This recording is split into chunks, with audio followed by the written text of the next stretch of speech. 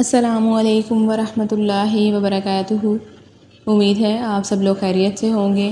Welcome to my YouTube channel Quran education teach by Wajiha. آج کا lecture start کرتے ہیں۔ بسم اللہ الرحمن الرحیم۔ فویل، پس ہلاکت اور تباہی ہے، للذین، ان لوگوں کے لیے جو یکتبون لکھتے ہیں، الکتاب کتاب، بیعیدیہم اپنے ہاتھوں سے، ثم پھر، یقولون کہتے ہیں، ھذا یہ، من عند اللہ اللہ کی طرف سے ہے، لیشتروا تاکہ حاصل کریں، بہ اس کے بدلے میں، ثمنا قلیلا حقیر معاوضہ، فویل سو تباہی ہے، لہم ان کے لیے، مما اس کی بنا پر جو، کتبت ایدیہم لکھا انہوں نے اپنے ہاتھوں سے، وویل اور ہلاکت ہے، لہم ان کے لیے، مما اس کی بنا پر جو، یکسبون وہ کماتے ہیں۔ پس ہلاکت اور تباہی ہے ان لوگوں کے لیے جو لکھتے ہیں تحریر خود اپنے ہاتھوں سے، پھر کہتے ہیں یہ اللہ کی طرف سے ہے تاکہ حاصل کریں اس کے بدلے میں وہ حقیر معاوضہ۔ سو تباہی ہے ان کے لیے اس کی بنا پر جو لکھا انہوں نے اپنے ہاتھوں سے، اور ہلاکت ہے ان کے لیے اس کی بنا پر جو وہ کماتے ہیں۔ اس آیت میں بیسیکلی تعلیم یافتہ طبقے کے بارے میں ذکر کیا گیا ہے۔ وہ لوگ جو کہ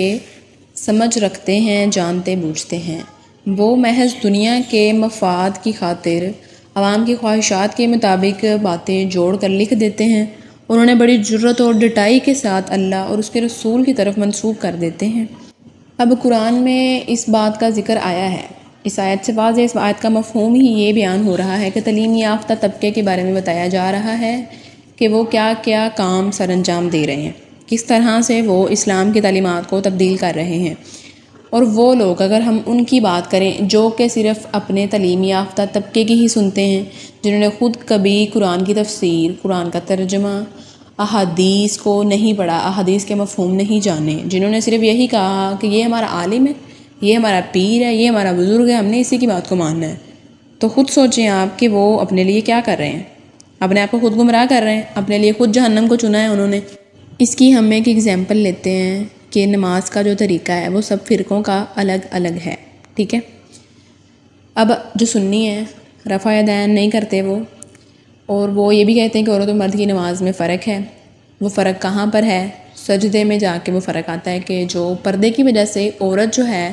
وہ اپنے بازو زمین کے اوپر پھیلا کر پھر سجدہ کرتی ہے، اور جو اہل حدیث ہیں وہ کہتے ہیں کہ عورت و مرد کی نماز میں فرق نہیں ہے اور وہ رفع یدین کرتے ہیں۔ اب صرف ان دونوں فرقوں کی اگر ہم بات کریں تو اب اگر اہل حدیث فرقہ سنی فرقے سے یہ پوچھے کہ آپ لوگ رفع یدین نہیں کرتے اور آپ لوگ یہ کہتے ہیں کہ عورت اور مرد کی نماز میں فرق ہے، اس کا کوئی ریفرنس دے دیں آپ۔ اس کا وہ ریفرنس یہ دیں گے کہ ہمارے فلاں پیر نے، فلاں بزرگ نے، فلاں عالم نے یہ کہا ہے، انہوں نے بات پورے ریفرنس کے ساتھ کی ہے۔ اب وہ جو ریفرنسز ہیں آپ لوگوں نے دیکھی ہیں وہ کھول کے، آپ لوگوں نے سرچ کیا ان کے بارے میں، آپ نے واقعی وہ حدیث نمبر، وہ آیت نمبر چیک کیے جا کے کہ اس میں کیا لکھا ہوا ہے؟ آپ نے یہ چیک کیے جا کے کہ وہ جو حدیث بول رہے ہیں وہ ضعیف ہے یا پھر صحیح حدیث ہے؟ پھر آگے سے بات یہ آئے گی کہ ہمارے جو بزرگ ہیں، ہمارے جو عالم ہیں، یا ہمارے جو پیر ہیں، ہمارا ان کے پر یقین اتنا زیادہ ہے کہ ہمیں چیک کرنے کی ضرورت نہیں ہے، ٹھیک ہے، بات ختم۔ اب یہ جو میں نے اگزامپل دی ہے یہ میں نے کسی کی دل آزاری کے لیے بالکل نہیں دی، یہ جسٹ ایک ایگزامپل ہے، یہ اہل حدیثوں کے بارے میں، سنیوں کے بارے میں، شیعوں کے بارے میں، دیوبندی جتنے بھی فرقے ہیں ان سب پہ ہی مطلب ہے کہ ایک ایگزامپل دی ہے میں نے اس طرح سے یہ دیکھنے کے لیے کہ ہمارے حالات یہ ہیں آج کل کہ ہم لوگ جو کچھ کر رہے ہیں ہمارے پاس اس کے پراپر ریفرنسز موجود نہیں ہیں، ہم پیروں کی، بزرگوں کی، عالموں کی باتوں پہ اتنا زیادہ یقین رکھتے ہیں۔ دین سارا وہی ہے جو قرآن و احادیث میں ہے، جو رسول پاک صلی اللہ علیہ وسلم کی سنت ہے۔ یہ بالکل بھی مقصد نہیں ہے میرا کہ سارے عالم جو ہیں وہ صحیح نہیں ہیں، بہت زیادہ ہدایت پر ہوتے ہیں، لیکن انسان ہیں، غلطیاں ہو جاتی ہیں۔ جب قرآن اس طرح کہہ رہا ہے تو پھر ظاہر سی بات ہے ایسا ہوگا بھی، گمراہ تو ہر کوئی ہو جاتا ہے۔ دنیاوی مفاد تو بہت سے لوگ دنیاوی مفاد کے لیے بہت کچھ کر جاتے ہیں، تو اس لیے یہ صرف آگاہی دینے کا میرا مقصد تھا کہ اتنا زیادہ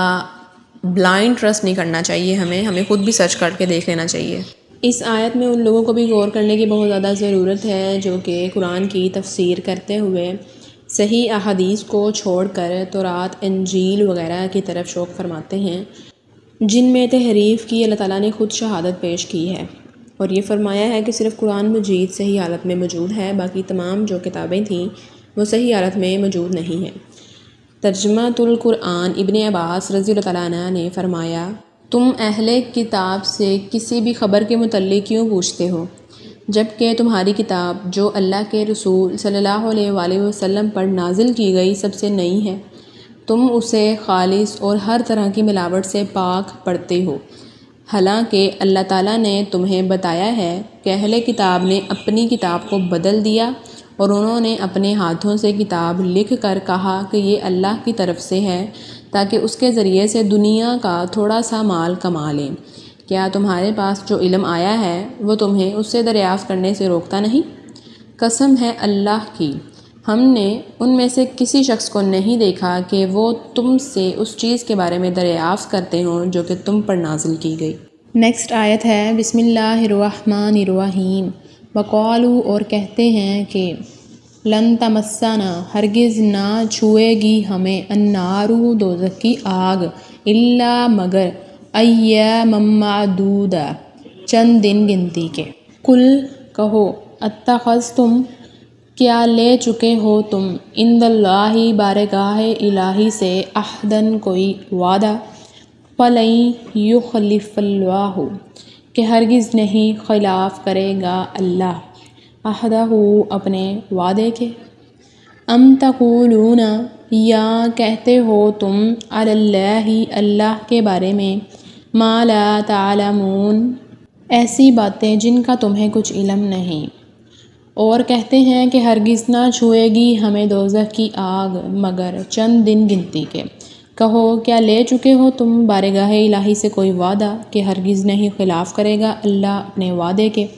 یا کہتے ہو تم اللہ کے بارے میں ایسی باتیں جن کا تمہیں کچھ علم نہیں۔ اس آیت میں یہود کی گمراہی کا بیان ہے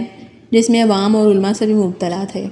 یعنی کہ وہ اللہ کے محبوب اور پیارے اتنے ہیں کہ وہ جتنی چاہے گناہ کر لیں جہنم میں نہیں ڈالے جائیں گے، اگر ڈالے بھی گئے تو چند دن وہاں رہیں گے پھر نکال لیے جائیں گے۔ ابو ہریرہ رضی اللہ تعالیٰ عنہ بیان کرتے ہیں، ایک دفعہ رسول اللہ صلی اللہ علیہ وآلہ وسلم نے خیبر کے یہودیوں سے کئی سوال کیے، ان میں سے ایک یہ تھا، من اہل الناری آگ میں جانے والے کون لوگ ہیں؟ انہوں نے کہا، ہم اس میں تھوڑی دیر رہیں گے پھر اس میں تم ہماری جگہ لے لو گے۔ تو آپ صلی اللہ علیہ وآلہ وسلم نے فرمایا، اخسؤوا فیہا واللہ لا نخلفکم فیہا ابدا،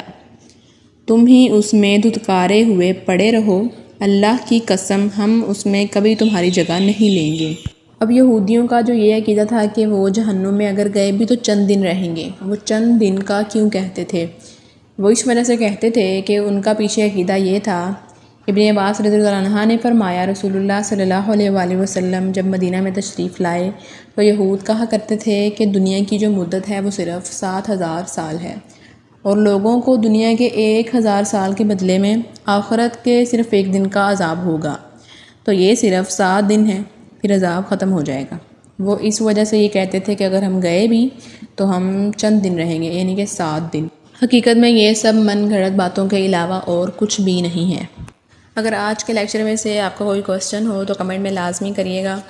دعاؤں میں یاد رکھیں۔ اللہ ہم سب کو ہدایت دے۔ جزاک اللہ۔ السلام علیکم ورحمۃ اللہ وبرکاتہ۔